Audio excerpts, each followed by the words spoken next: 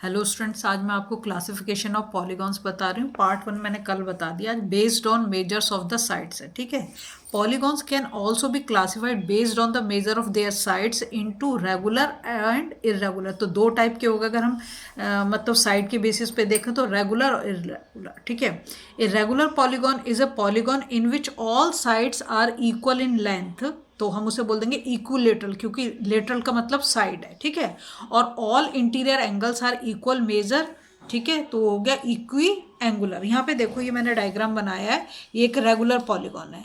तो देखो इसकी सारी साइड इक्वल है, इसलिए मैंने ये यहाँ से ऐसे ये जो निशान लगा रखे हैं इक्वल के लिए लगा रखा है। और हर एक इंटीरियर एंगल को देखो तो कितना है, 108, 108, 108, 100। तो जिसकी सारी साइड्स इक्वल हो और सारे इंटरनल एंगल जो वो इक्वल हो, ऐसे पॉलीगॉन को हम क्या बोल देंगे, रेगुलर पॉलीगॉन, ठीक है। और पॉलीगॉन तो तुम्हें याद होगा, पॉलीगॉन किससे बनता है, लाइन सेगमेंट से बनता है, ठीक है। अब आया an irregular polygon is a polygon in which not all sides and angles are equal measure, मतलब जिसके सारी साइड्स और सारे एंगल्स इक्वल ना हो उसे हम बोल देंगे इरेगुलर। इसका डायग्राम मैंने यहाँ पर बनाया है। देखो इसमें ये साइड इस साइड के बराबर तो है, ठीक है, लेकिन ये अलग है, ये अलग है, ये साइड इस साइड के बराबर है, तो सारी साइड्स तो इक्वल नहीं है। अब इसके इंटरनल एंगल देख लो, ये 25 है, 170 है, ये 85 और ये 35 है। तो इंटरनल एंगल भी कैसे हैं, अलग अलग हैं। तो जिसके इंटरनल एंगल भी अलग अलग हो और जिसकी साइड्स भी सारी इक्वल ना हो उसे हम बोल देंगे इरेगुलर पॉलीगॉन, ठीक है। अब based on the measure of the angles, polygons can also be classified based on the measure of their angles into convex and concave polygon.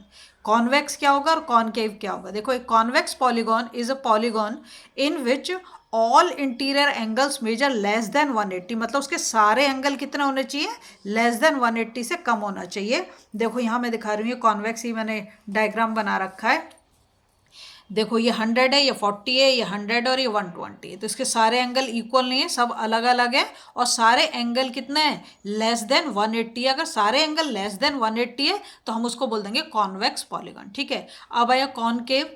एक concave polygon is a polygon in which at least one interior angle measure more than 180, मतलब इसमें जितने भी angle हैं उसमें से एक angle का 180 से ज़्यादा होना चाहिए इंटीरियर एंगल। तो देखो ये 60 है, 30 है, 30 है, और ये वाला एंगल मोर देन 180 हो गए, 240 दे रखा है।